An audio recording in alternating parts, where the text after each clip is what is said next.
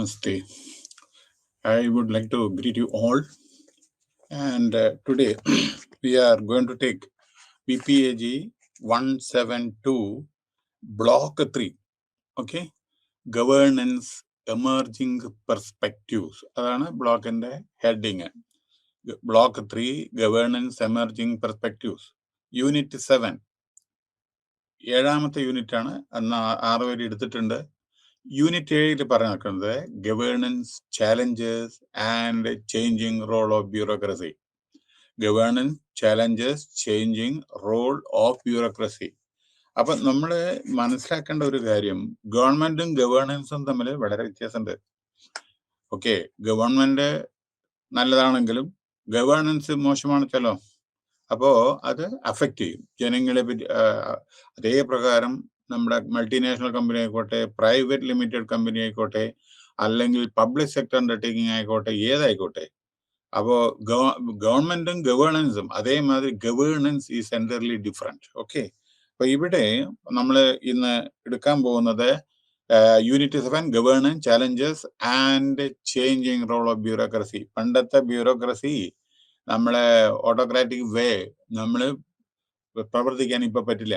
കാരണം എന്താണെന്ന് വെച്ചാൽ മോഡേണൈസേഷൻ, ഗ്ലോബലൈസേഷൻ, ലിബറലൈസേഷൻ ഇതൊക്കെ മാറി മറിഞ്ഞുകൊണ്ടിരിക്കുകയാണ്. ആ സമയത്ത് നമ്മുടെ ബ്യൂറോക്രാറ്റിക് അല്ലെങ്കിൽ ലൈസൻസ് രാജൊക്കെ ഇല്ലേ പണ്ടത്തെ, അതൊന്നും പറ്റില്ല ഇപ്പോൾ. കാരണം എന്താണെന്ന് വെച്ചാൽ ജനങ്ങളുടെ, അതായത് കസ്റ്റമർ സാറ്റിസ്ഫാക്ഷൻ, അതേമാതിരി ജനങ്ങളുടെ നീഡ്സ് ഇതെല്ലാം അംഗീകരിച്ചു കൊടുക്കണം. അപ്പൊ നമ്മുടെ ആറ്റിറ്റ്യൂഡിൽ തന്നെ ഡിഫറെന്റ് വേണ്ടി വരും. അപ്പോൾ എന്നാലാണ് പ്രോപ്പറായിട്ട് നമുക്ക് ഗവേൺ ചെയ്യാൻ പറ്റും. ഓക്കെ, ഇതില് കൺസെപ്റ്റ് ഓഫ് ഗവേണൻസ് ആണ്. എന്താ ഗവേണൻസ്? ജെനസിസ്. ഓക്കെ, ഉത്ഭവം, governance conceptual framework, quality of governance, challenges of governance, changing role of bureaucracy. ഇതാണ് ഈ യൂണിറ്റിലെ main head. Concept of governance, genesis, governance conceptual framework, quality of governance, challenges of governance, and changing role of bureaucracy. അത് നമുക്ക് പിന്നീട് വിശദീകരിച്ച് നമുക്ക് പറയാം. Okay, now the concept of governance, okay, had a long and distinguished pedigree. എന്താ വംശാവലി. Okay, അതായത് വംശാവലി പറഞ്ഞാൽ പണ്ട് ഒറിജിൻ ഇത് വളരെയധികം വ്യത്യാസം ഉള്ള ചില ഇത്. From the Greek city state to the modern nation state. പണ്ടത്തെയും ഇന്നത്തെയും തമ്മിലുള്ള ആ വ്യത്യാസങ്ങൾ. Okay, governance or the art of governing. അത് ഈ ഗവേൺ ചെയ്യുക എന്ന് പറയുന്നത് ഒരു ആർട്ടാണ്. ഏത് വിധത്തിൽ നിങ്ങൾ കൺട്രോൾ ചെയ്യുന്നു അതനുസരിച്ചിരിക്കും. എല്ലാവർക്കും അതിനുള്ള കപ്പാസിറ്റി ഉണ്ടാവില്ല. ഗവൺമെന്റ് എത്ര സ്ട്രോങ് ആയാലും ശരി, അത് ശരിക്കും പ്രോപ്പർ ഗവേൺ ചെയ്തിട്ടില്ല, ഫോളോ അപ്പ് ജനങ്ങളുടെ സാറ്റിസ്ഫാക്ഷൻ ഇല്ല എന്നുണ്ടെങ്കിൽ, ഇപ്പൊ നോക്കിക്കോളൂ, ശ്രീലങ്കയിൽ മെജോറിറ്റിയിലാണ് ഭരണം ഉണ്ടായിരുന്നത്. ശരിക്കും പ്രസിഡന്റ് ഓഫ് ശ്രീലങ്ക, അദ്ദേഹത്തിന് ഹ്യൂജ് മെജോറിറ്റിയാണ് ഉണ്ടായിരുന്നത്. പോയി കണ്ടില്ലേ? അപ്പൊ ഗവേണൻസ് മോശമായ, ഞാൻ ഉദാഹരണം ഒരു കൺട്രിയെ പറ്റിയിട്ടല്ല ഞാൻ പറയുന്നത്, നിങ്ങൾക്ക് പെട്ടെന്ന് അറിയാൻ വേണ്ടിയിട്ടാണ് ഞാൻ പറയുന്നത്.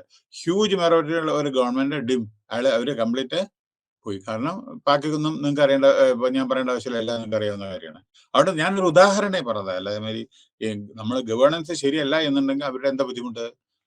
പോവർട്ടി, എഡ്യൂക്കേഷൻ പറ്റില്ല, പെട്രോൾ ചാർജസ് ഇല്ല, കടങ്ങൾ വന്നിറക്കണം, അത് ചെയ്യാൻ പറ്റുന്നില്ല. കുട്ടികൾക്ക് ഒന്നും കോളേജിൽ പോകാൻ പറ്റുന്നില്ല, സ്കൂളിൽ പോകാൻ പറ്റുന്നില്ല, ഡോക്ടർമാർക്ക്, നഴ്സുമാർക്ക് ഹോസ്പിറ്റലിൽ പോകാൻ പറ്റുന്നില്ല. ഇതെല്ലാം ജനജീവിതം മറിച്ചു. ഞാൻ പറഞ്ഞില്ല, 1 കിലോ ഷുഗറിന് 900 rupees, 650 രൂപ. അതൊക്കെ ബാഡ് ഗവേണൻസ് ആണ്, മനസ്സിലായില്ലേ? അപ്പോ അങ്ങനെ. പക്ഷെ ഒരിക്കലും നമ്മളെ ഒരു ഭൂരിപക്ഷം ഉണ്ട് എന്ന് കരുതി അടിച്ചമർത്തരുത്. സിറ്റിസൺ ജനങ്ങളാണ് ഏറ്റവും വലുത്. അതാണ് മനസ്സിലാക്കേണ്ടത്. ലോകം നമുക്ക് കാണിച്ചു തന്നിരിക്കുന്നത്. അതായത് എത്രത്തോളം മെജോറിറ്റി അത് ഇമ്മെറ്റീരിയലാണ് കേട്ടോ. പക്ഷെ ആ ജനങ്ങളുടെ സപ്പോർട്ട് ഇല്ല എങ്കിൽ ആർക്കും നിലനിൽക്കാൻ പറ്റില്ല.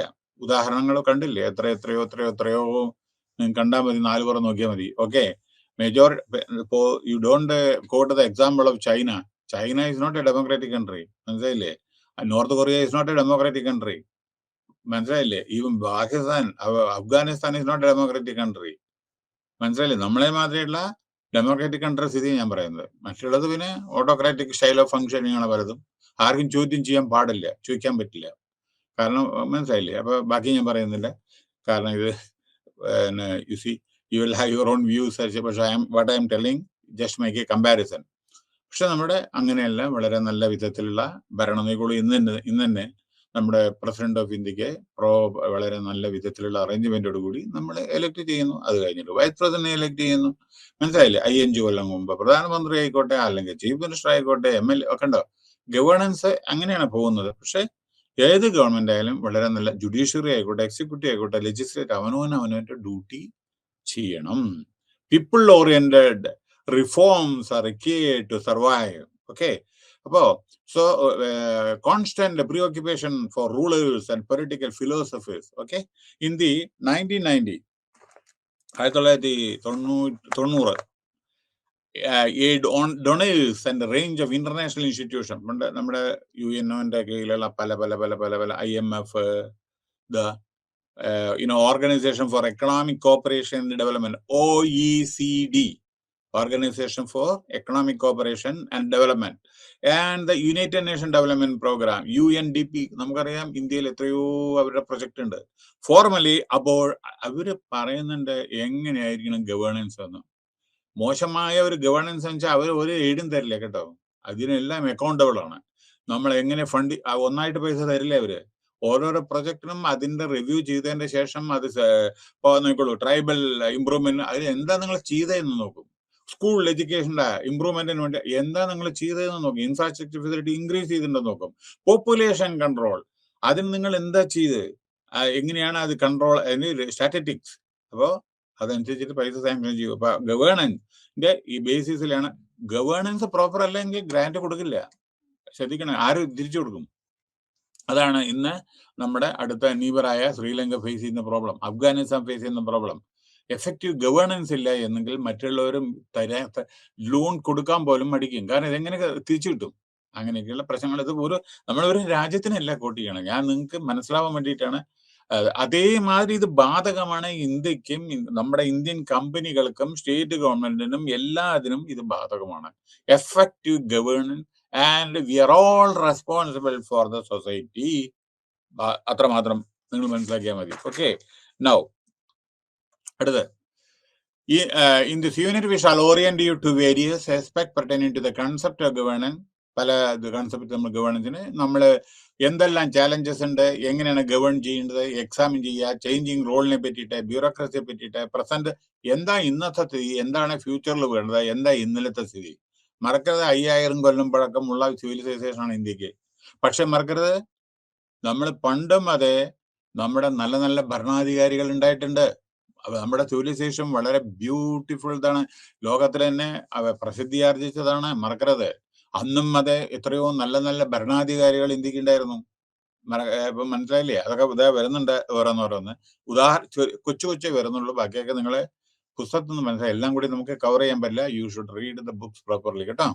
അപ്പൊ അതുകൊണ്ട്, കാരണം ഈ നമ്മുടെ I have seen the text book, ഈ ടെക്സ്റ്റ് ബുക്കിൽ അവര് വളരെ നല്ല വിധത്തിലുള്ള കോഴ്സ് കണ്ടന്റ്സ് ഉണ്ട്. അതാണ് പ്രത്യേകത. നമ്മുടെ ഇന്ദിരാഗാന്ധി ഓപ്പൺ യൂണിവേഴ്സിറ്റിയുള്ള പ്രത്യേകത. വളരെയധികം ആ കോഴ്സ് കണ്ടന്റ്സ് മോഡേൺ ആണ് കംപ്ലീറ്റ്. അപ്പൊ അത് അപ്ഡേറ്റഡ് ആണ് കംപ്ലീറ്റ്. അപ്പൊ അത് നിങ്ങൾക്ക് വളരെ ലേറ്റസ്റ്റ് ആയിട്ടുള്ള എന്താണെന്ന് വെച്ചാൽ നമുക്ക് മനസ്സിലാക്കാൻ സാധിക്കും. കാരണം ഈ വിഷയം ഈ സബ്ജക്റ്റ് ഒന്നും ചെറുതല്ല. കാരണം ഇത് നിങ്ങളിപ്പോ നാളെ ഇപ്പൊ എവിടെയെങ്കിലും പോയിട്ട് ജോലി ചെയ്യുന്ന സമയത്ത് സപ്പോസ് ഒരു എക്സിക്യൂട്ടീവ് എങ്ങനെ ഹൗ ടു കൺട്രോൾ. ഇപ്പൊ നിങ്ങൾക്കറിയാം, ബാങ്ക്, നാഷണലൈസ് ബാങ്ക് ഉണ്ട്, പ്രൈവറ്റ് ബാങ്ക് ഉണ്ട്, എല്ലാ ബാങ്കും ഉണ്ട് അല്ലേ? എന്താണ് ഇപ്പൊ ICICI ബാങ്ക് ലാർജസ്റ്റ്, അത് ബിഗസ്റ്റ് പ്രൈവറ്റ് ബാങ്ക് ആയിരുന്നു.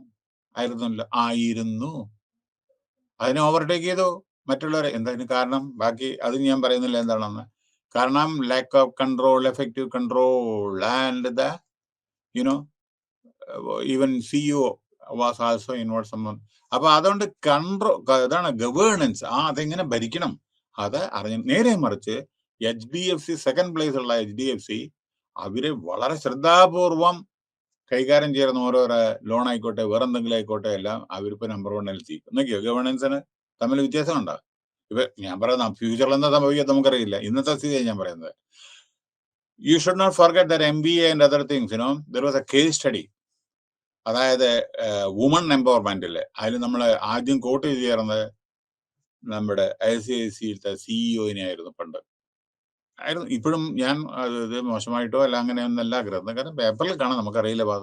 So what happen now at that time very very very case സ്റ്റഡിക്ക് പോലും നമ്മൾ അതിനെ അനലൈസിസ് ചെയ്യാവുന്നതും അവര് എത്രത്തോളം പോളിസി മേക്കിംഗിൽ ഇന്ത്യയുടെ റിസർവ് ബാങ്ക് ഓഫ് ഇന്ത്യയുടെ ഒക്കെ അതിലൊക്കെ ഇൻവോൾവ് ആയിരുന്നവര്, മനസ്സിലായില്ലേ? അപ്പോ വുമൺ എംപവർമെന്റ് നമ്മള് വുമൺ എത്രത്തോളം പ്രാധാന്യം കൊടുക്കുന്നു എന്ന് പറയുമ്പോൾ അതിൽ ഒരാളുടെ പേരായിരുന്നു അത്, മനസ്സിലായില്ലേ? അപ്പൊ എന്താണ് പറയുന്നത്, അത് പിന്നെ അഫക്ട് ചെയ്ത ഗവേണൻസിന് ലേശം പ്രശ്നമായി. അതുകൊണ്ടാണ്, അല്ലാണ്ട് മറ്റുള്ളവർ മോശമാണെന്നല്ലല്ലോ പറയുന്നത്. അവരുടെ ചില സ്റ്റെപ്പ് തെറ്റായി ആയിരുന്നു, മനസ്സിലായില്ലേ? അതില് ഇങ്ങനെ അത് പ്രശ്നം വന്നു, അത്രേ ഉള്ളൂ. So the concept of governance ഇതെന്നില്ല. ഞാൻ ഉദാഹരണം ഞാൻ എന്താ തരാന്ന് വെച്ചാൽ ഇത് നിങ്ങൾക്ക് എളുപ്പമായിരിക്കും പിന്നെ വായിക്കുമ്പോൾ മനസ്സിലാവാൻ. The concept of governance is not new to India. ഞാൻ പറഞ്ഞില്ലേ, പുതിയതൊന്നല്ല ഇന്ത്യക്ക്. ഇനി ഞാൻ പറയട്ടെ, 400 BC ബിഫോർ ക്രൈസ്റ്റ് അർത്ഥശാസ്ത്ര ചാണക്യൻ, മനസ്സിലായില്ലേ? കൗടില്യ മറ്റേതൊക്കെ അർത്ഥശാസ്ത്ര, അദ്ദേഹം ഇതിനെ നോക്കിയത്ര 400 BC. ഇപ്പൊ ഏതാ 2022 ഈവൻ അന്ന് 400 BC-യില് നമ്മുടെ കൗട്ടില്യ പറഞ്ഞിട്ട് ഇന്ന് ഭരണത്തിനെ പറ്റിയിട്ട് എങ്ങനെയായിരിക്കണമെന്ന് വളരെ ക്ലബർ. ചാണക്യന് അതല്ലേ പേര് വന്നത്. എന്താണ് pillars of art of governance? Justice എങ്ങനെയായിരിക്കണം, എത്തിക്സ് എന്തായിരിക്കണം, ഓരോരോ പ്രൊഫഷണൽ എത്തിക്സ് എന്തായിരിക്കണം. ഇപ്പൊ നമുക്ക് കാണാലോ പല എത്തിക്സിനെ പറ്റിയിട്ട് ഓരോ കാര്യങ്ങൾ കാണാലോ. ഉദാഹരണങ്ങൾ ഞാൻ ഒന്നും കോട്ട് ചെയ്യുന്നില്ല, കാരണം എന്താ വെച്ചാൽ വളരെ പിന്നെ നിങ്ങൾ വായിക്കുക, നിങ്ങൾ മനസ്സിലാക്കുക. ജസ്റ്റിസ് ഞാനൊന്നും പറയില്ല, എത്തിക്സ് ഞാനൊന്നും പറയില്ല. എന്താ എത്തിക്സ്? Medical ethics. ലോയർക്ക് ലോയറിന്റെ എത്തിക്സ് ഉണ്ട്, ഡോക്ടർക്ക് അതായത് ഡോക്ടറുടെ ജീവൻ നിലനിർത്തുക, അല്ലാണ്ട് ജീവനെ എടുക്കലല്ല. അതേമാതിരി chartered accountant to prepare the accounts in a transparent way and to the entire satisfaction of the shareholders. മനസ്സിലായില്ലേ? ഇതിന് ഓരോരോ ഉദാഹരണത്തിന്റെ കാര്യം വേണമെന്ന് വെച്ചാൽ പറയാം. ആന്റി ഓട്ടോക്രാറ്റിക്, ഡെമോക്രാറ്റിക് ആയിരിക്കണം. ആന്റി ഓട്ടോക്രാറ്റിക് ആവുമ്പോൾ ആരും, ഗവൺമെന്റ് ആയിക്കോട്ടെ കോർപ്പറേറ്റ് ആയിക്കോട്ടെ, വർക്ക് ചെയ്യാൻ പറ്റില്ല ഓട്ടോക്രാറ്റിക് ആയ. അത് വളരെ വളരെ ഷോർട്ട് ലൈഫ് ആയിരിക്കും. ഇനിയിപ്പോ ഞാൻ ഈ മൂന്നെണ്ണത്തിന്റെ ഉദാഹരണം വേണമെന്നുണ്ടെങ്കിൽ പറയാം. ജസ്റ്റിസിനെ പറ്റി ഞാൻ പറയില്ല, കാരണം അത് ജസ്റ്റിസ് എന്ന് പറയുന്നത് നമ്മളെ ദർ ഈസ് കൺസിഡറബിൾ ഡിലേ. എല്ലാവർക്കും അറിയാവുന്നതാണ്, നമ്മൾ ആരെയും കുറ്റം പറയില്ല. കൺസിഡറബിൾ ഡിലേ, അതിന് പല കാരണങ്ങളുണ്ട്. കാരണം നമുക്ക് പലതുണ്ട്. ചെറിയ കോടതിയിൽ നിന്ന് അപ്പീൽ പോവാൻ മറ്റേ കോടതിയിലേക്ക്, അവിടെ നിന്ന് പോവാൻ മറ്റേ കോടതിയിലേക്ക്, അങ്ങനെ 10, 20, 25, 26, 30 കൊല്ലമൊക്കെ അങ്ങനെ ചില സമയത്ത് പോകുന്ന എത്രയോ കേസുകളുണ്ട്. അതേമാതിരി നമ്മുടെ ഇന്ത്യയിൽ അനവധി കേസസ് ആണ് ഓരോ കോടതിയിൽ പെൻഡിങ്, അനവധി ഓരോരോ കോടതിയിലും പെൻഡിങ്. പക്ഷേ ഓർക്കണം, നമ്മുടെ തേർഡ് പില്ലർ, നമ്മുടെ എക്സിക്യൂട്ടീവ്, ലെജിസ്ലേറ്റീവ്, ജുഡീഷ്യറി, മൂന്നാമത്തെ വളരെ ഇമ്പോർട്ടന്റ് റോളും കോൺസ്റ്റിറ്റ്യൂഷണൽ പ്രൊട്ടക്ഷനാണ് എല്ലാവരും ചെയ്യുന്നത്. പക്ഷെ അതിൽ ചിലപ്പോൾ ചില സമയത്ത് അവരുടെ ചിലപ്പോൾ ഡിസിഷനിൽ ചിലപ്പോൾ നമുക്ക് ഐഡിയ അത് ചിലപ്പോൾ ഇതുണ്ടാവും. അത് നമ്മൾ we should take in a proper way and we should appraise, we should take up. That is the thing, not by accusing or blaming or. പിന്നെ വേറൊരു പ്രധാനപ്പെട്ട ഒരു കാര്യം എന്താ പറയണത്, നമ്മുടെ ജഡ്ജ്മെന്റിനെ ചില സമയത്ത് നമുക്ക് ക്രിട്ടിസൈസ് ചെയ്യാം. അതായത് നമ്മളെ ഡെമോക്രസിയാണ്, പക്ഷെ ജഡ്ജിനെ ക്രിട്ടിസൈസ് ചെയ്യരുത്, മനസ്സിലായില്ലേ? അയാള് ജഡ്ജ്മെന്റ് തരുന്നത് അയാള് ന്യൂട്രൽ ആയിട്ടാണ്. അപ്പൊ ചിലപ്പോ ജഡ്ജ്മെന്റിൽ ചില സമയത്ത് അങ്ങോട്ടും ഇങ്ങോട്ടും ചിലപ്പോൾ ഉണ്ടായിരിക്കും, നമുക്ക് ഇഷ്ടപ്പെടും, മറ്റുള്ളവർക്ക് അത് ഇഷ്ടപ്പെടാതെ വരും, മനസ്സിലായില്ലേ? അപ്പോ ജഡ്ജ്മെന്റിനെ നമുക്ക് ഇത് ചെയ്യാം, ചിലപ്പോ ക്രിട്ടിസൈസ് ചെയ്യുക, അതൊക്കെ ഡെമോക്രസി അല്ലേ ചില സമയത്ത്. പക്ഷെ ജഡ്ജിനെ നമ്മൾ പേഴ്സണൽ ആയിട്ട് പാടില്ല.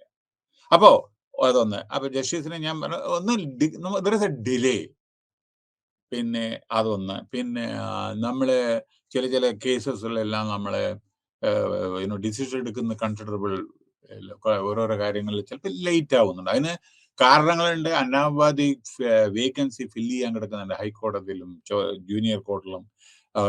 സുപ്രീം കോടതി ഏകദേശം വേക്കൻസികളെല്ലാം ഫില്ല് ചെയ്തിട്ടുണ്ട്. പക്ഷെ മറ്റുള്ള കോർട്ടുകളെല്ലാം എത്രയോ ജഡ്ജിമാര് ബാക്കി അത് കാരണം it is A long process. അങ്ങനെ പെട്ടെന്ന് കൊണ്ടിട്ട് ജഡ്ജിനെ അപ്പോയിന്റ് ചെയ്യാൻ പറ്റുന്നില്ല. അത് റെക്കമെൻഡേഷൻ വേണം, അവരുടെ ക്വാളിഫിക്കേഷൻ, ഇന്റിഗ്രിറ്റി, ബിയോണ്ട് ഇതായിരിക്കണം, ഇതൊക്കെ നോക്കിയിട്ട് അതാണ് സമയം എടുക്കുന്നത്. അപ്പൊ അങ്ങനെ ടൈം എടുക്കും. അപ്പോഴേക്കും മറ്റുള്ളവർ ചിലവരൊക്കെ റിസൈൻ ചെയ്തു പോകും. മനസ്സിലായില്ല? അല്ലെങ്കിൽ ട്രാൻസ്ഫർ ആയിട്ട് ജുഡീഷ്യറി പറഞ്ഞാൽ ഒരു ഡിസ്ട്രിക്റ്റിൽ നിന്ന് ഒരു സ്റ്റേറ്റിൽ നിന്ന് വേറെ സ്റ്റേറ്റിൽ, ഒരു ഡിസ്ട്രിക്റ്റിൽ നിന്ന് വേറൊരു ഡിസ്ട്രിക്റ്റിലേക്കും മാറി മറിഞ്ഞുകൊണ്ട് അങ്ങോട്ടും ഇങ്ങോട്ടും മാറില്ല. ജുഡീഷ്യറി നമ്മുടെ സെൻട്രൽ സബ്ജക്റ്റാണ് മറ്റേത് ഏത് ഹൈക്കോർട്ടും സുപ്രീം കോർട്ടും. അവര് പ്രസിഡന്റ് ഓഫ് ഇന്ത്യയാണ് അപ്പോയിന്റ് ചെയ്യുന്ന ജഡ്ജസിനെ കേട്ടോ. Chief justice, judges of supreme court, chief justice high court, judges of high court are appointed by the president of India. മനസ്സിലായില്ലേ? ഓക്കെ. നോ അപ്പൊ ഇത് പിന്നെ എത്തിക്സ് നമ്മൾ എന്ത് കാര്യം ചെയ്യുമ്പോഴും ട്രാൻസ്പെറന്റ് ആയിരിക്കണം. നമ്മുടെ പ്രൊഫഷണൽ എത്തിക്സ് കാണും. ഇപ്പൊ നിങ്ങൾ അഡ്മിനിസ്ട്രേഷൻ പഠിക്കുമ്പോഴും ശരി, നിങ്ങളിൽ നിന്ന് ചില പ്രതീക്ഷകളുണ്ട് ഓരോരുത്തരിൽ നിന്നും. അത് നമ്മള് എന്താ പറയണ്ടേ, വളരെ സത്യസന്ധതയോടുകൂടി ഇന്റിഗ്രിറ്റിയോടുകൂടി ചെയ്താൽ ദുഃഖിക്കണ്ട. ചെയ്തിട്ടില്ലെങ്കിൽ ചില സമയത്ത് പലനാൾ കള്ളൻ ഒരു നാൾ വലയിൽ എന്ന് പറഞ്ഞ പ്രകാരം അത് ചിലപ്പോ പിന്നീടാണ് എത്രയോ വർഷങ്ങൾക്ക് ശേഷമാണ് പിടിക്കപ്പെടുക. ചെറിയൊരു ഉദാഹരണം പറയട്ടെ. ഞാൻ എന്തിനാ ഉദാഹരണം പറഞ്ഞാൽ പെട്ടെന്ന് നിങ്ങൾക്ക് മനസ്സിലാവും. നമ്പി നാരായണൻ ഒരു ഫിലിം വന്നിരുന്നു. ഇനി ഞാൻ പിന്നെ പറയണ്ടല്ലോ. അതെന്താണ്? നമ്മുടെ ഗവേണൻസിൽ വന്ന ഒരു ചെറിയ പാകപ്പിഴ എങ്ങനെ രാഷ്ട്രത്തിനെ അഫക്റ്റ് ചെയ്തു.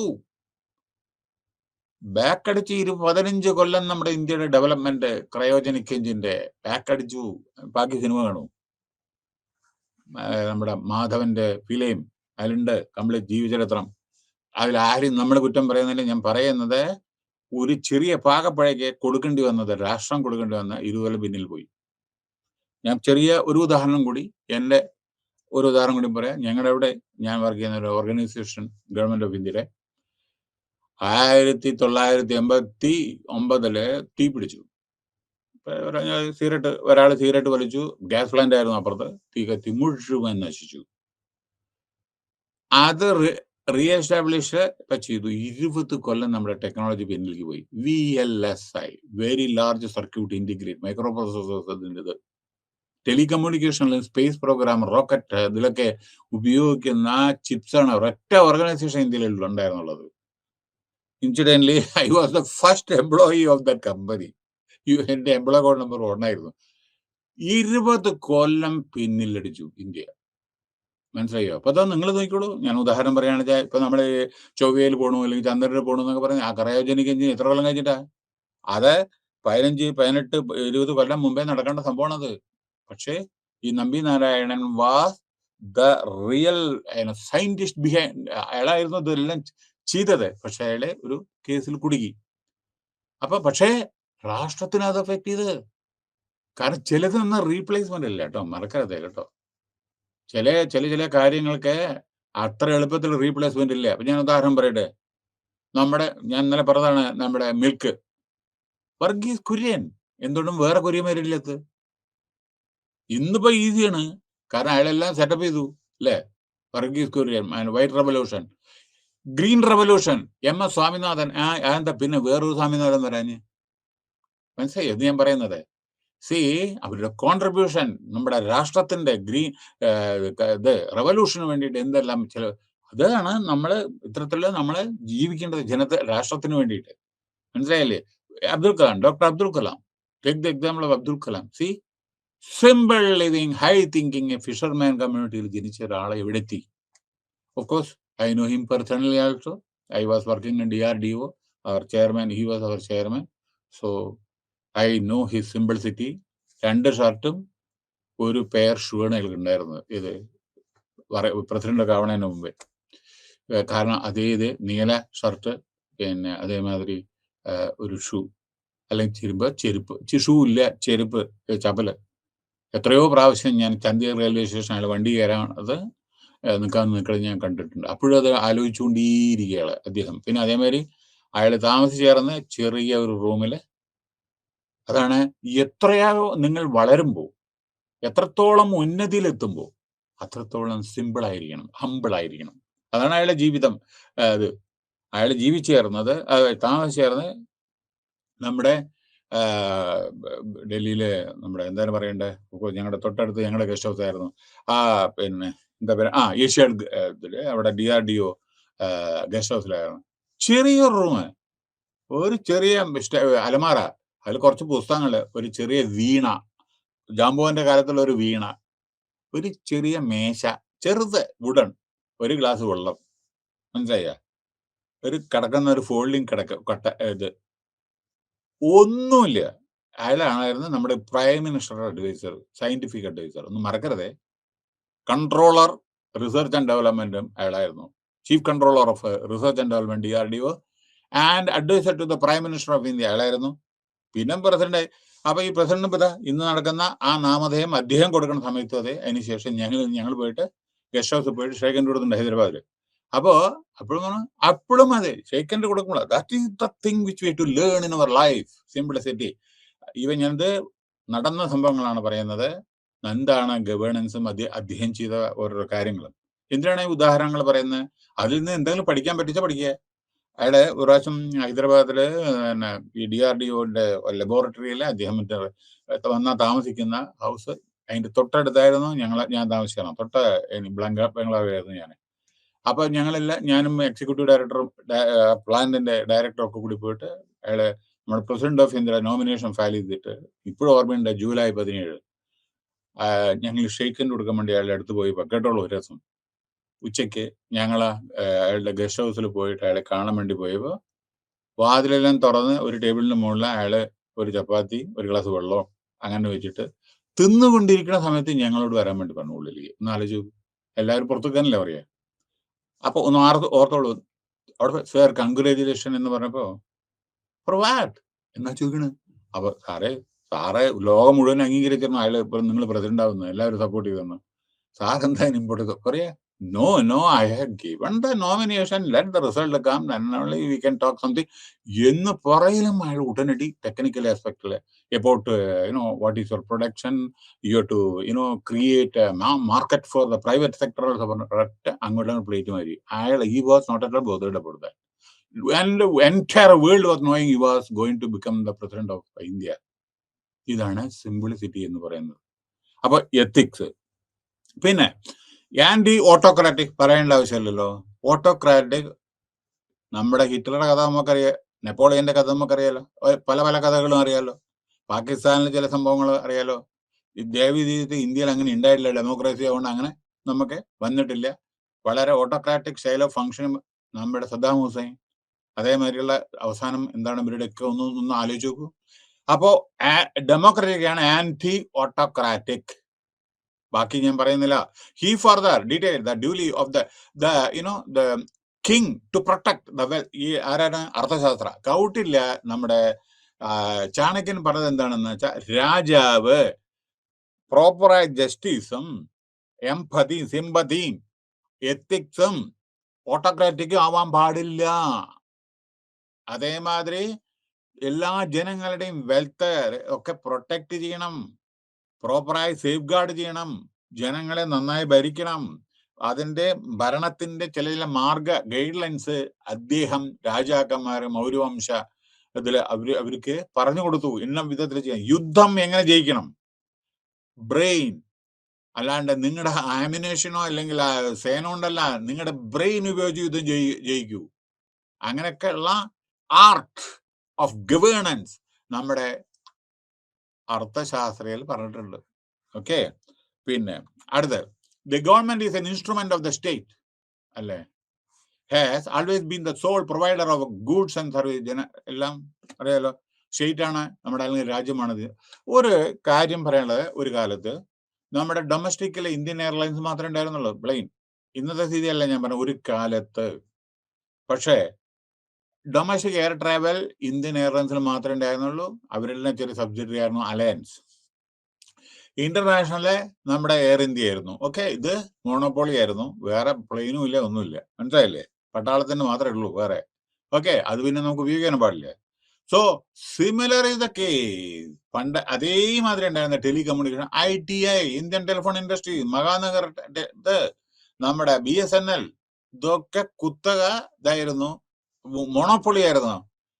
പവർ, BHEL, NTPC ഇതേമാതിരിയുള്ള കമ്പനി അത് മോണോപോൾ അവരുടെ ഇതായിരുന്നു. ഇന്ന് നോക്കൂ, 1980 ശേഷം emergence and active part being played by the private sector industry. ബോംബെയില് മുഴുവൻ ഇലക്ട്രിസിറ്റി സപ്ലൈ ചെയ്യുന്ന പ്രൈവറ്റ് കമ്പനിയാണ്. പണ്ട് ടാറ്റ ആയിരുന്നു, ഇപ്പൊ എനിക്ക് തോന്നുന്നു അഡാണി തോന്നുന്നുണ്ട്. ഇപ്പോ ടാറ്റ ആണ്. പക്ഷെ മറക്കരുത്, I am telling you, in 8 years I was in 8 or 9 years I was not even a single day, on a single day, ഒരു 1 minute പോലും പവർ കട്ട് ഉണ്ടാവില്ല, എക്സെപ്റ്റ് പാകിസ്ഥാൻ വാർ. അവിടുന്ന് പിന്നെ ബ്ലാക്ക് ഔട്ട് ആവും. ആ സമയത്ത് പാടില്ലേ ലൈറ്റ്.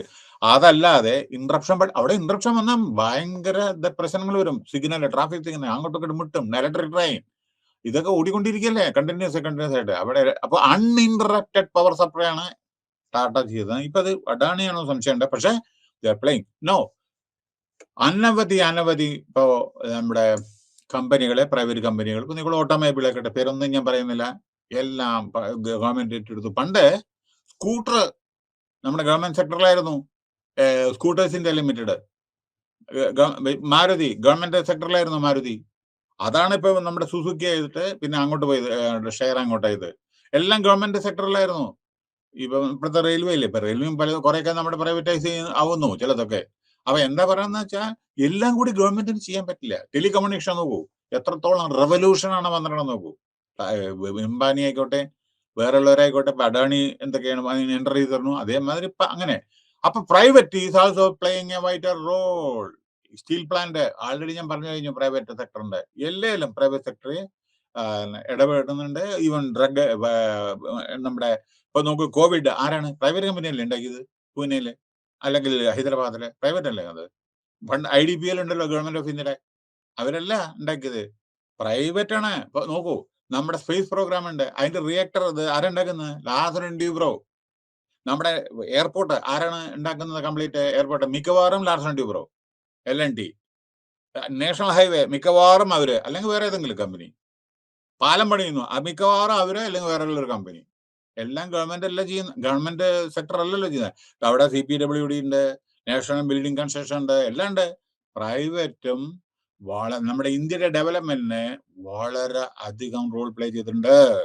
അപ്പൊ നമ്മുടെ സൊസൈറ്റിക്കും വളരെ ഉപകാരം ചെയ്തിട്ടുണ്ട്. മനസ്സിലായില്ലേ? So people association playing a key role. അതായത് നമ്മുടെ ബോംബെയിലെ, അതും ലാസൻ ഡുബ്രോണ പണിത്, ഒരു 25 ഒരു ബ്രിഡ്ജ് നമ്മുടെ കാണാൻ, നിങ്ങൾ ഫിലിമിലും ഇതൊക്കെ കാണാൻ, വല പിടിച്ച് ഇങ്ങനെ അങ്ങോട്ടും ഇങ്ങോട്ടും ഒരു മലയുടെ മുകളിലേക്ക് ഇങ്ങനെ 25 കിലോമീറ്റർ ആ ഡിസ്റ്റൻസ് അവരത് കവർ ചെയ്ത് തരണം. അതായത് നമുക്ക് ആ പാലത്ത് ഉപയോഗിക്കുമ്പോൾ 25, ബോംബെയിൽ 25 കിലോമീറ്റർ നമ്മുടെ ഷോർട്ടായിട്ട് വരും. അപ്പൊ അത് ജനസേവനല്ലേ, കമ്മ്യൂണിറ്റി സേവിങ് അല്ലേ, പെട്രോളിന്റെ ആദായമല്ലേ, അത് മാത്രമല്ല സമയത്തിന്റെ ലാഭമല്ലേ, അല്ലേ? അപ്പൊ അതെല്ലാം ജനങ്ങൾക്ക് വേണ്ടിയിട്ട് നമ്മൾ ചെയ്യുന്നതാണ് government. So it was Harlan Clement who first use the word governance as an alternative to the public administration. അങ്ങനെ 1970 one of the terms in Clement particularly thoughtful. In example പറയാം, വാട്ട് ജനങ്ങൾക്ക് എന്താണ് ആവശ്യം. അതേമാതിരി ലെസ് ഗവൺമെന്റ് പറഞ്ഞാൽ എല്ലാം പെട്ട് നമ്മൾ കടിഞ്ഞാണിടരുത്. ഗവൺമെന്റിന്റെ പ്രവർത്തനം കമ്മിയാക്കുക, ഗവേണൻസ്, ഭരണം നന്നാക്കുക. ഗവൺമെന്റിന്റെ കൺട്രോള്, ഈ ലൈസൻസ് രാജ്, മറ്റേ രാജ്, എല്ലാവരും അപ്രൂവൽ എടുക്കുക, അതിനുവേണ്ടി 6 മാസം നടക്കാൻ കിടരുത്. പണ്ട് നമുക്ക് എന്തെങ്കിലും എക്സ്പോർട്ട് ലൈസൻസ് ഒക്കെ വേണമെന്നുണ്ടെങ്കിൽ എന്താ സ്ഥിതി അറിയാം. അപ്പോ അതേമാതിരി എല്ലാ കാര്യത്തിനും ഒരു ട്രാൻസിസ്റ്ററാ, നമ്മുടെ റേഡിയോ, അനുകൂലം ലൈസൻസ് കൊണ്ടായിരുന്നു പണ്ട് ഓരോരോ കാര്യത്തിൽ. അപ്പൊ അത് ഗവൺമെന്റ് ഭയങ്കര കൺട്രോൾ ഉണ്ടായിരുന്നു. ഇപ്പോ അതൊക്കെ എടുത്തു കളഞ്ഞു, ലിബറലായി. അപ്പോ അയാൾ പറഞ്ഞിരിക്കണം എന്താണ്? ക്ലിവലാൻഡ് പറഞ്ഞത് ലെസ് ഗവൺമെന്റ്, മോർ ഗവേണൻസിനെ പറ്റിയിട്ടാണ് പറഞ്ഞത്. അപ്പോ ഗവേണൻസ് വിറ്റ്നസ് എന്താ? പ്രഫിക് ഗുഡ് പറഞ്ഞ governance was added to it, meaning it qualitatively positive concept. Quality, okay. Gradually the concept of good governance was authenticate. അങ്ങനെ വേൾഡ് ബാങ്കും മറ്റുള്ള അതിന്റെ സബ്സിഡറീസും 30 കൊല്ലം മുമ്പേ തന്നെ പറഞ്ഞു ഗവേണൻസിനെ പറ്റിയിട്ട്. അങ്ങനെ എല്ലാവരും ആ തത്വം അങ്ങനെ അംഗീകരിച്ചു. Replacing the notion of government. അങ്ങനെ ഗവൺമെന്റ് കൺട്രോൾ അല്ല പല കാര്യങ്ങളും, പലതും NGOs, പ്രൈവറ്റ് കമ്പനീസ്, സൊസൈറ്റീസ്, അങ്ങനെ പോകുന്നു കഥകൾ, അല്ലേ? Okay, now we are moving from governing almost exclusively by the formal government to governance, which is broader in nature, comprising government, private sector, forms of governing are in place. So governing conceptual framework, governance generally means the act or process of governing. Anglophone term governance can be traced to the classical Latin and Greek word steering of boats. നമ്മുടെ boat എങ്ങനെ ഓടിക്കുന്ന steering ഇല്ലേ, അതേമാതിരി governance എങ്ങനെ ഭരിക്കുന്നത്. ഇപ്പൊ നമ്മുടെ prime minister secretariat ഉണ്ട്, അവരാണ് നമ്മുടെ പ്രൈം മിനിസ്റ്റർ ഉപദേശിക്കുന്നത്, അവരാണ് നമ്മുടെ ഇന്ത്യ നയിക്കുന്നത്. എങ്ങനെ പോകണം, പോളിസി ഡിസിഷൻസ്, ഡിഫൻസ്, ഇത് നാഷണൽ പോളിസീസ്, അതേമാതിരി ഫോറിൻ മറ്റുള്ള relationship with foreign countries. So it originally referred mainly to the action or manner of governing, guiding, steering, conduct and overlapped with the government. For a long time, usage was mainly limited to the പണ്ടൊക്കെ ഭരണഘടനയും ലീഗലുമായിട്ട് വളരെ വളരെ വളരെ വളരെ ഇതായിരുന്നു concerning the conduct and affairs of the, നിയമത്തിന്റെ അപ്പുറം പോയില്ല. അങ്ങനെയൊക്കെയാണ്. കുറച്ചൊക്കെ ലിബറൽ ആയിട്ടില്ലെങ്കിൽ രാഷ്ട്രത്തിന് വികസിക്കാൻ പറ്റില്ല. എന്താണ് sub Saharan African countries? Sub Saharan African countries ഏതൊക്കെയാണ്? Angola, Benin, Botswana, Burkina Faso, Burundi. ഇത് നിങ്ങളുടെ പുസ്തകത്തിലുണ്ട്, അതുകൊണ്ടാണ് പറഞ്ഞത്. കാമറൂൺ, പിന്നെ കാബോ വെർഡെ, ഇതൊക്കെ രാജ്യങ്ങളാണ്. സെൻട്രൽ ആഫ്രിക്കൻ റിപ്പബ്ലിക്, അതായത് സബ് സഹാറിയൻ ആഫ്രിക്കൻ കൺട്രീസ് ഇതൊക്കെയാണ്. Angola, Benin, Botswana, Burkina, Burundi, Cabo Verde, Cameroon, Central African Republic. ഇതാണ് സബ് സഹാറിയൻ ആഫ്രിക്കൻ. അത് ജസ്റ്റ് കാരണം നിങ്ങളുടെ ഒരു വേർഡ് ഉണ്ട്, അതുകൊണ്ട് ഞാൻ പറഞ്ഞു മാത്രമേ ഉള്ളൂ പുസ്തകത്തില്. പിന്നെ വെൽഫെയർ സ്റ്റേറ്റ് പറഞ്ഞ എന്താണ്? അതായത് അതാണല്ലോ ഗവേണൻസ്. ഈ welfare state is A form of government in which the state protects and promotes the economic and social wellbeing of A citizen. ജനങ്ങളുടെ നന്മയ്ക്ക് വേണ്ടിയിട്ട് based upon the principles of equal opportunity. എല്ലാവർക്കും ഒരേ ഇത്, ഓക്കെ, ഈക്വിറ്റബിൾ എല്ലാവർക്കും ഒരേമാതിരി distribution വരെ വരും, പണമുള്ളവനും പണം ഇല്ലാത്തതിനും ഒക്കെ. മനസ്സിലായില്ലേ? അപ്പോ അതാണ് ഇത്. ഇനി governance refers to opening up of the arena of government to multiple actors, mobilizing the collective efforts of the government, private sector and the community. It focuses on ensuring accountability, people's participation, ജനങ്ങളുടെ ധാരണം, transparency, നിയമങ്ങൾ പാലിക്കുക, effective ആവുക, efficiency improve ചെയ്യുക, network, അതായത് നമ്മൾ അത് നെറ്റ്വർക്കിനെ പറ്റി പറയണ്ട, അപ്പൊ പറയാം കേട്ടോ. എമംഗ്സ് സെവറൽ സ്റ്റേക്ക് ഹോൾഡർ പറഞ്ഞാൽ ഒരാളില് ഡിപ്പെൻഡ് ചെയ്തിട്ട് മറ്റുള്ളവർ, മനസ്സിലായില്ലേ? And involve multiple act. ഇതിൽ പല ഘടനയുണ്ട്. ഓരോരുത്തരും നോക്കിക്കോളൂ, ഓരോരോ കാര്യങ്ങൾ ഇതിനെ ആശ്രയിച്ച് ജീവിക്കുന്ന പലരും ഉണ്ട്, ആക്ടേഴ്സ് ഉണ്ട്, ആൻഡ് ഇൻസ്റ്റിറ്റ്യൂഷൻസ് ഉണ്ട് കേട്ടോ. അപ്പൊ അതായി. പിന്നെ it categorise the meaning and application in the governance literature and issues each raises for the study and practice of public administration. As governance as a generic term, അതായത് ഉത്ഭവം, governance as a synonymous പറഞ്ഞ പര്യായമായി, with the state, with the public sector government. Governance is synonymous എന്ന് വെച്ചാൽ പര്യായമായി, okay, with good government, governance beyond government. Government തമ്മിൽ വ്യത്യാസം ഉണ്ടെന്നാണ് ഞാൻ പറയുന്നത്.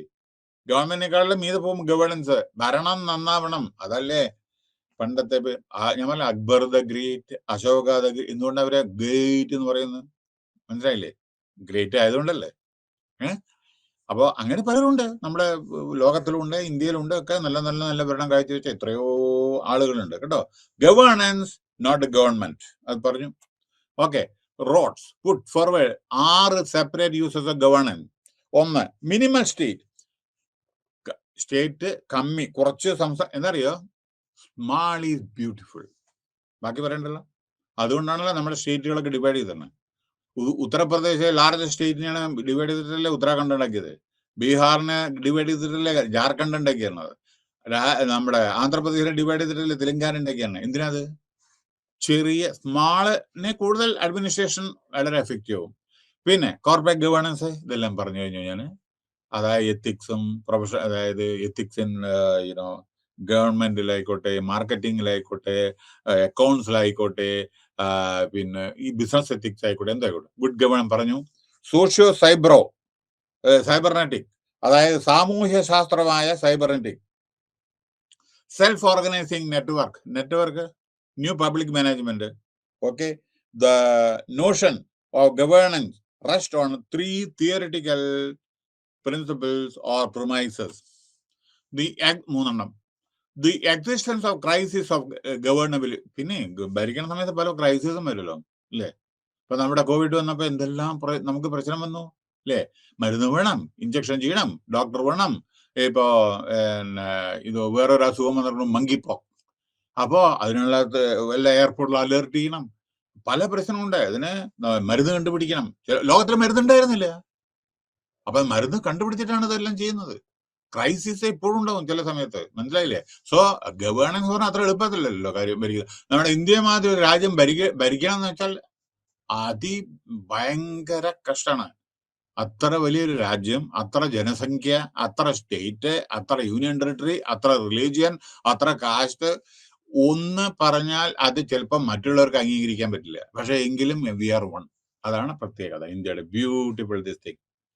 കാരണം എല്ലാവരും നമ്മളെ ഇലക്ഷൻ ഒരു കാര്യം ഐഡന്റിറ്റി കാർഡ് പറഞ്ഞാൽ എല്ലാവരും അംഗീകരിച്ചു. ആദ്യം പ്രൊട്ടസ്റ്റ് എടുക്കുന്നു, അംഗീകരിക്കും. എല്ലാ കാര്യങ്ങളും ഞാൻ അത് ഉദാഹരണങ്ങൾ പറയുന്നില്ല. എല്ലാ കാര്യങ്ങളും അത് നമ്മുടെ ആധാർ കാർഡ് ആയിക്കോട്ടെ, വേറെ എന്തെങ്കിലും ആയിക്കോട്ടെ, എല്ലാം ഗവൺമെന്റ് പറഞ്ഞാൽ എല്ലാവരും ചെയ്യും. കാരണം അത് നന്മയ്ക്ക് വേണ്ടിയിട്ടും പല കാര്യങ്ങൾക്കും നമുക്ക് ട്രാൻസ്ഫർ ഓഫ് ബെനിഫിറ്റ്, അക്കൗണ്ട്സിൽ, അങ്ങനെയൊക്കെയാണ്. സോ ദ ക്രൈസിസ് എപ്പോഴും ഉണ്ടാവുമല്ലോ. എന്തെല്ലാം ക്രൈസിസ് ഉണ്ടാവും. ചിലപ്പോ ആധാർ കാർഡിൽ നമ്മുടെ ഫോട്ടോ അല്ല വേറെ ഉള്ളവരുടെ ഫോട്ടോ ആണ്, ആണിന് പെണ്ണിന്റെ പേരുണ്ടായിരുന്നു, അതൊക്കെ വരും ചില സമയത്ത്. എത്രയോ ലക്ഷക്കണക്കില് നമ്മൾ ഹാൻഡിൽ ചെയ്യുന്ന സമയത്ത് പല പ്രശ്നങ്ങളും വരും. അതെല്ലാം ഓവർകം ചെയ്യും, മനസ്സിലായില്ലേ? ഇത്ര വലിയ ജനസംഖ്യയുള്ള ഒരു രാജ്യത്ത് ചില സമയത്ത് അങ്ങോട്ടും ഇങ്ങോട്ടും ഒക്കെ ചിലപ്പോൾ മിസ്റ്ററും മിസ്സിസും ഒക്കെ വരും. മകനെ അച്ഛനെ ഇതൊക്കെ വരും, സർവ്വസാധാരണ. അതെല്ലാം പിന്നെ അത് റെക്ടിഫൈ ചെയ്യുമല്ലോ, അതിനുള്ള പ്രൊവിഷൻ ഉണ്ട്. പക്ഷെ അതെല്ലാം നമ്മൾ ടോളറേറ്റ് ചെയ്തിട്ട് നമ്മുടെ ഇന്ത്യ വളരെയധികം സ്ട്രെങ്ത്തിലേക്ക് പോയിക്കൊണ്ടിരിക്കുന്നു. The emergence of A tendency. അപ്പൊ ചെറിയ ഒരു ഗവേണൻസിൽ ചെറിയ എന്തെങ്കിലും വന്നാൽ അത് നമ്മൾ കാര്യമായിട്ട് എടുക്കുക, അത് റെക്ടിഫൈ ചെയ്യുന്നുണ്ട് ഗവൺമെന്റ്. നമ്മളിപ്പോൾ ഹൈലൈറ്റ് ചെയ്തിട്ടുണ്ടെങ്കിൽ ഇന്നതാണ് പ്രശ്നം, ഇന്നതാണ്. ഉദാഹരണം, ഇപ്പൊ എൻവയോൺമെന്റൽ ഇഷ്യൂസ്, പിന്നെ അതായത് നമ്മുടെ ഇതുണ്ടല്ലോ, കാടും മറ്റൊക്കെ ഫോറസ്റ്റിന്റെ അതിന്റെയൊക്കെ അവിടെ ഒരു ഇഷ്യൂ, വളരെ സീരിയസ് ആയിട്ടുള്ള ഒരു ഇഷ്യൂ ഉണ്ട് ജനങ്ങളുടെ. അത് ഒരു ഗവൺമെന്റിലേക്ക്, സെൻട്രൽ ഗവൺമെന്റിലേക്ക് എഴുതും. കാരണം അത് കൺകറന്റ് ലിസ്റ്റിൽപ്പെട്ടതാണ്. അത് ഗവൺമെന്റ് കൺസിഡർ ചെയ്യുന്നു, central government will consider it. മനസ്സിലായില്ലേ? അല്ലാതെ നമ്മൾ സ്റ്റേറ്റ് ഗവൺമെന്റ് പറഞ്ഞ നേരെ ഓപ്പോസിറ്റ് അല്ല സെൻട്രൽ ഗവൺമെന്റ്. ജനങ്ങളാ തിരഞ്ഞെടുക്കപ്പെട്ട മന്ത്രിസഭയാണ് ഒരു സ്റ്റേറ്റ്. അതേമാതിരി ജനങ്ങളാ തിരഞ്ഞെടുക്കപ്പെട്ടതല്ല അവിടെയും. അപ്പൊ ഇവിടുത്തെ വികാരം അവിടെയും ഇവരുടെ വികാരമാണ്, മനസ്സിലായില്ലേ? So there are varied interpretation of governance forth with scholars implying shift from the bureaucratic state to the hollow state. Bureaucratic state പാടില്ല എന്നും. മാർക്കറ്റ് ബേസ്, അതായത് നമ്മുടെ പ്രധാനപ്പെട്ട ഒരു കാര്യം എന്താ വെച്ചാൽ നമ്മുടെ ഇപ്പോഴത്തെ മാർക്കറ്റ് നോക്കണം ഓരോ കാര്യങ്ങൾ, അതനുസരിച്ച് ജനങ്ങളുടെ കസ്റ്റമർ സാറ്റിസ്ഫാക്ഷൻ, അതന്നെ മാർക്കറ്റ് ബേസ്. പിന്നെ development of social capital, civil society and high levels of citizen, ജനങ്ങളുടെ പാർട്ടിസിപ്പേഷൻ. പിന്നെ ഇന്റർ ജുറിഡിക്ഷണൽ ആൻഡ് കോഓപ്പറേഷൻ, അതായത് അങ്ങോട്ടും ഇങ്ങോട്ടും നമ്മുടെ ഒരു സംസ്ഥാനം മറ്റു സംസ്ഥാനം അങ്ങനെ പലരും തമ്മിലുള്ള വാങ്ങലും കൊടുക്കലും, അതൊക്കെ അത്യാവശ്യമാണ്, പരസ്പരതായ. പിന്നെ ക്വാളിറ്റി ഓഫ് ഗവേണൻസ് പറഞ്ഞു. Challenges governance. ഇനി ചാലഞ്ചസിൽ എന്താ അറിയോ, പല ഗവേണൻസിലും നോക്കൂ, ഇൻഫർമേഷൻ ശരിക്കും ഫ്ലോ ചെയ്യണം. ശ്രദ്ധിക്കണോ ഞാൻ പറയുന്നത്? ഇൻഫർമേഷൻ ഫ്ലോ ചെയ്തില്ലെങ്കിൽ പ്രോബ്ലം വരും.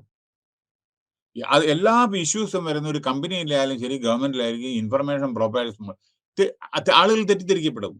കമ്പനിയിലും അതെ അങ്ങനെയാണ്. നമ്മൾ ടോപ്പിൽ ഒരു ഡിസിഷൻ എടുക്കുന്ന ലോവറിൽ അറിയിച്ചിട്ടില്ലെങ്കിൽ ലോവർ ലെവൽ ആളുകൾ വിചാരിക്കും വേറെ എന്തെങ്കിലും. അതേമാതിരി ഗവൺമെന്റിലും. അപ്പൊ ആ തെറ്റിദ്ധാരണ മാറ്റണം. Communication should flow horizontally, vertically, everything, downward, upward, everything properly. Government എടുക്കുന്ന സ്റ്റെപ്പ് എന്തിനെടുക്കുന്നു, അതുകൊണ്ടുള്ള പ്രയോജന ജനങ്ങൾക്ക് എന്താ, അത് പറഞ്ഞ് അവയർനെസ് കൊടുക്കണം, മനസ്സിലായില്ലേ? അപ്പൊ ഈ കോവിഡിന്റെ വാക്സിനേഷൻ എടുക്കുന്ന ആളുകൾ തീയാറുണ്ടായിരുന്നില്ല, ആദ്യം തീയാറുണ്ടായിരുന്നില്ല. കൊച്ചുകുട്ടികളായിക്കോട്ടെ ഒക്കെ ഗവൺമെന്റ് പറഞ്ഞ് മനസ്സിലാക്കി കൊടുത്തു. എല്ലാവർക്കും അതിന്റെ ബോധ്യം മനസ്സിലായി. കാരണം ആളുകൾ മരണപ്പെടുന്നു, അസുഖങ്ങൾ വരുന്നു, ഹോസ്പിറ്റലിൽ ബെഡില്ല, ജനങ്ങൾ തന്നെ മനസ്സിലായില്ലേ? കപ്പാസിറ്റി. പിന്നെ കപ്പാസിറ്റി ഗ്യാപ്പ് അതുണ്ടല്ലോ. ഒരു ചില സമയം talented persons are not available. പിന്നെ വേറൊന്ന് ഫിസിക്കൽ ഗ്യാപ്പ്. ഫൈനാൻഷ്യൽ ആയിട്ടുള്ള നമുക്ക് വേണ്ട പൈസ ചിലപ്പോൾ ഉണ്ടാവില്ല പല സ്റ്റേറ്റുകളൊക്കെ ഡെവലപ്മെന്റൽ പ്രോഗ്രാം. അപ്പൊ അതും അഡ്മിനിസ്ട്രേഷൻ അഫക്റ്റിംഗ് ഗവേണൻസിനെ. പിന്നെ അഡ്മിനിസ്ട്രേറ്റീവ് ഗ്യാപ്പ്, ലൂസ് അഡ്മിനിസ്ട്രേഷൻ. ചില സമയത്ത് എന്തുണ്ടായിട്ട് എന്താ കാര്യം, അത് പ്രോപ്പറായിട്ട് ഡിസ്ട്രിബ്യൂട്ട് ചെയ്തില്ലെങ്കിൽ, അഡ്മിനിസ്ട്രേഷൻ പ്രോപ്പർ അല്ലെങ്കിൽ എന്താ ചെയ്യുക. പിന്നെ ഏറ്റവും പ്രധാനപ്പെട്ടത് പോളിസി ഗ്യാപ്പ്. പോളിസി എടുത്ത് നല്ല പോളിസി ഉണ്ടായില്ലെങ്കിൽ നമ്മുടെ പോളിസി വളരെ വളരെ നല്ലതായിരിക്കണം. ഇനി challenging role of bureaucracy. First phase of globalisation. നമ്മുടെ 1991 നമ്മുടെ മൻമോഹൻ സിംഗും P V Narasimha Rao globalisation, rapid advancement, communication technology, problem relating to cyber crime. ഇന്ന് നോക്കണ്ടേ എന്താടാ സൈബർ അനാവശ്യമായിട്ട് ആളുകൾ സോഷ്യൽ ഇത് ഉപയോഗിക്കുന്നതും മീഡിയ ഉപയോഗിക്കുന്നതും അനാവശ്യമായിട്ട് ഇതും എന്തെല്ലാം പ്രശ്നങ്ങൾ, സൈബർ ക്രൈം, ഇതൊക്കെ പല പ്രശ്നങ്ങൾ ത്രെട്ട് വരുന്നു ഡ്യൂ ടു സോഷ്യൽ മീഡിയ. പറഞ്ഞല്ലേ, ഒരു കൊച്ചു സംസ്ഥാനമായ ഞാൻ പറയാം, ഒരു ചെറിയ ഒരു സംസ്ഥാനത്തിൽ തന്നെ, എങ്കിലും ഞാൻ പേര് പറയുന്നില്ല, 35-40 ചാനലാണ്. എന്ത് ചെയ്യുക, എന്താ പേര് ടെലികാസ്റ്റ് ചെയ്യുക 24 മണിക്കൂർ? എന്താ ടെലികാസ്റ്റ് ചെയ്യുക? പറഞ്ഞ രാവിലെ മണിക്ക് 24 മണിക്കൂർ. വേറെന്താ ഉള്ളത്? ഈ ചാനൽ നോക്കിയാൽ അതന്നെ, ആ ചാനൽ നോക്കിയാൽ അതന്നെ, അവരിത് പറഞ്ഞു ഇത് പറഞ്ഞു, അതന്നെ വേറൊന്നുമില്ല. Nothing to learn. യങ്ങർ ജനറേഷന് പഠിക്കാനൊന്നും കാണുന്നില്ല ഇതില്. ഞാനൊക്കെ പറയുന്നത് റീഡിങ് ഹാബിറ്റ് വേണം. Don't waste time for in the social media. Social media വേണം, ഞാൻ വേണ്ടതല്ല പറയുന്നത്. കാരണം എന്താണെന്ന് വെച്ചാൽ ഈ നമുക്ക് പഠിക്കാവുന്നത് വളരെ കമ്മിയാണ് ഈ സോഷ്യൽ മീഡിയ പലതും. ഡിജിറ്റലൊക്കെ നമുക്ക് അങ്ങോട്ടും ഇങ്ങോട്ടും ചെയ്യാം, പക്ഷേ അതിൽ നമുക്ക് ചില സമയത്ത് വിദ്യാർത്ഥി എന്നുള്ള നിലയ്ക്ക് നമ്മളെ എപ്പോഴും അതിൽ എന്തെല്ലാം പഠിക്കാൻ പറ്റും അതാണ് നമ്മൾ നോക്കേണ്ടത്. അപ്പൊ ന്യൂസ് ചാനൽ ആയിക്കോട്ടെ, എന്തായിക്കോട്ടെ, അങ്ങോട്ടും ഇങ്ങോട്ടും നമ്മൾ രാഷ്ട്രീയം എല്ലാം നോക്കേണ്ടത്. അതൊന്നും എന്ത് പഠിക്കാൻ പറ്റും? ലോ പോയിന്റ്, മറ്റുള്ള point, technical aspects, social issues, അതൊക്കെയാണ് നമ്മൾ അറിഞ്ഞിരിക്കേണ്ടത്. ഏത് citizen. Then advance technology, new tools of government, inclusive policy, participatory engage, അതായത് എല്ലാവരുടെയും ഇത്. പിന്നെ വേറൊരു കാര്യം, നിങ്ങൾ ക്വാളിഫിക്കേഷൻ ഉണ്ട്, അതിന്റെ പറഞ്ഞിരുന്ന കാര്യം, സ്കില്ലും വേണം, ജോലി ചെയ്യാനും ഉള്ള കഴിവും വേണം ഓരോരുത്തരും. സ്കിൽഡ് ലേബർ, അൺസ്കിൽഡ് ലേബർ ഒക്കെ ഉണ്ട്, എല്ലാവർക്കും ഉണ്ട്. സ്കിൽ ഷോർട്ടേജ് ഉണ്ട്, ആൾറെഡി സ്റ്റേറ്റിലുണ്ട്, നാഷണലിലും ഉണ്ട്. സ്കിൽ ഷോർട്ടേജ് ഉണ്ട്. അതാണ് സ്കിൽ ഡെവലപ്മെന്റ് ഒരു സെപ്പറേറ്റ് മിനിസ്ട്രി തന്നെ ഉണ്ടാക്കിയിട്ടുണ്ട്. സ്കില്ല് പ്രൊവൈഡ് ചെയ്താലല്ലേ ജോലി ചെയ്യാൻ പറ്റൂ. അല്ലാണ്ട് വെറും കോളേജ് വിദ്യാഭ്യാസം കൊണ്ടോ അല്ലെങ്കിൽ ഡിഗ്രി കൊണ്ടോ പറ്റില്ല. മനസ്സിലായില്ലേ? ഇപ്പോ ഉദാഹരണം, ഞാൻ തന്നെ ഇനി ഒരു പ്രൊജക്ട് ഗൈഡ് ആയിരുന്നു. ഒരു ദിവസം ഞാൻ സർപ്രൈസ് പ്രൊജക്ട് ഗൈഡ് എന്റെ അടുത്ത് സൈൻ ചെയ്യാൻ വേണ്ടി വന്ന സമയത്ത് ഐ വാസ് ഷോക്ക്ഡ്. അതായത് ഒരു കുട്ടി, ഞാൻ പേര് പറയില്ല, പക്ഷെ നിങ്ങൾക്ക് അറിയാൻ വേണ്ടി പറയാണ്, എന്റെ അടുത്ത് വന്നത് masters in rural development project വർക്കായിരുന്നു. അപ്പൊ ഞാൻ പ്രൊജക്ട് ഗൈഡ് ആയിരുന്നു. ഞാൻ സിഗ്നേച്ചറിന് വന്ന സമയത്ത് ഞാൻ ഒപ്പിട്ടിട്ട് ഉടനടി അയാൾ എഴുന്നേറ്റിട്ട് എനിക്കൊരു അയാളുടെ വിസിറ്റിംഗ് കാർഡ് തന്നു. വിസിറ്റിംഗ് കാർഡ് തന്നപ്പോ ഞാൻ എന്താണ് കണ്ടതറിയോ? 21 പോസ്റ്റ് ഗ്രാജുവേറ്റ് ഡിഗ്രി, 17 MBA. അപ്പൊ ഞാൻ ചോദിച്ചു, നിങ്ങൾ എന്തിനത് ചെയ്യുന്നത്? 17 എന്റെ കാർഡുണ്ട്, വേണമെങ്കിൽ ഞാൻ ഫ്ലാഷ് ചെയ്യുന്ന ആളെ. അദ്ദേഹത്തിന്റെ പാടില്ല, കാരണം അയാളുടെ പെർമിഷൻ ഇല്ലാണ്ട് ചെയ്യാൻ പാടില്ലല്ലോ, അപ്പൊ പാടില്ല. ഞാൻ പറയുന്നത് വാസ്തവമാണ്. ഞാൻ ചോദിച്ചു, എന്തിനത്രയ്ക്ക് ഡിഗ്രി എടുത്തേക്കണേ? അതെന്റെ ഒരു ഹോബിയാണ്. അപ്പൊ ഞാന് ഒരു പ്രൊജക്ട് ഗൈഡായ ഞാൻ അയാളുടെ ക്വാളിഫിക്കേഷൻ അല്ല, അതാണ് അതിന്റെ രസം. അപ്പോ അയാളുടെ ഗൈഡാണ് ഞാൻ. 21 പോസ്റ്റ് ഗ്രാജുവേറ്റ് ഡിഗ്രീസും ഡിപ്ലോമസും, 17 MBA, ലോജിസ്റ്റിക്, മെറ്റീരിയൽ മാനേജ്മെന്റ് ഉണ്ടല്ലോ, മാർക്കറ്റിംഗില്, ഹ്യൂമൻ റിസോഴ്സ് മാനേജ്മെന്റ്, അക്കൗണ്ട്സ്, അയ്യോ മറ്റേ അങ്ങനെ എനിക്ക് തന്നെ വയ്യ, എത്രയോ ഉണ്ട്. അപ്പോ ക്വാളിഫിക്കേഷൻ മാത്രം പോരാ, your skill development is also very very essential. തെറ്റിദ്ധരിക്കരുതേ, ക്വാളിഫിക്കേഷൻ വേണ്ടെന്നല്ല ഞാൻ പറഞ്ഞത്, ക്വാളിഫിക്കേഷൻ വേണം. പക്ഷെ ആ ഞാൻ എന്താണ് നിങ്ങളോട് എക്സാമ്പിൾ പറയുന്നത്, you should be employment worthy. You should read the text and increase your knowledge, and you should read newspapers and relevant ആയിട്ടുള്ള മാറ്റേഴ്സ് നിങ്ങൾ അറിഞ്ഞിരിക്കണം. എന്താണ് ലോകത്ത് നടക്കുന്ന, രാജ്യത്ത് നടക്കണേ, എന്നാലെയാണ് നമ്മൾ ചെയ്യുന്ന ജോബിൽ അതിൽ നമുക്ക് ചെയ്യാൻ പറ്റൂ. HR പേഴ്സൺ, ലേബർ ലോസിനെ പറ്റി അറിയണ്ടേ? നിങ്ങൾ ഇന്നലത്തെ ലേബർ ലോ വായിച്ചാൽ ഇന്ന് പറ്റുമോ? 108 ലേബർ ലോ ഉണ്ടായിരുന്നു, അതിപ്പോ 4ആണ്. 29 ലേബർ 27 29 ലേബർ ഒന്നാണപ്പോ. അപ്പോ ഒരു HR മാനേജർ എന്ന് പറഞ്ഞിട്ട് അങ്ങോട്ട് പോയിട്ട് നമ്മൾ ബാഡ്ജ് എടുത്ത് പോയാൽ പോരാ. അത് HR എങ്ങനെ എക്സിക്യൂട്ട് ചെയ്യണം എന്നറിയണ്ടേ, ലോ എങ്ങനെ ഹാൻഡിൽ ചെയ്യണം എന്നറിയണ്ടേ, ഡേ ടു ഡേ ഡെവലപ്മെന്റ് അറിയണ്ടേ. പുസ്തകം മാത്രം വായിച്ചാൽ പോരാ. അതാ പറഞ്ഞത്, നമ്മൾ ദിനചര്യ എന്തൊക്കെയാണെന്ന് അറിയണം. പിന്നെ പുസ്തകം വായിക്കണം, അതിനോടൊപ്പം ന്യൂസ് പേപ്പർ വായിച്ച് റീഡിങ് ഹാബിറ്റ്, ക്രിയേറ്റിവിറ്റി. നിങ്ങൾ എന്തിനാ അസൈൻമെന്റ് എഴുതുന്നത്? കാരണം ഇന്നത്തെ കാലത്ത് എല്ലാവരും കമ്പ്യൂട്ടറിൽ എന്താണ്, അപ്പൊ റൈറ്റിങ്ങില് പോരാ, നിങ്ങളോട് എഴുതാൻ പറഞ്ഞാൽ എഴുതുന്നില്ല. അപ്പൊ അത് ബുദ്ധിമുട്ടും പിന്നീട്. അപ്പൊ അതുകൊണ്ടാണ് ഈ നിങ്ങളുടെ ഇത് അസൈൻമെന്റും ഇവിടെ നമ്മുടെ പരീക്ഷയൊക്കെ അതാണല്ലോ, ഓൺലൈൻ അല്ലല്ലോ.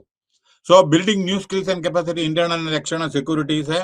പിന്നെ ദ ന്യൂ ഗവേണൻസ് ടെക്സ്റ്റ്, ഇതിലെ role of bureaucracy has been changing very fast. Bureaucracy പണ്ടത്തെ മാതിരി പറ്റില്ല.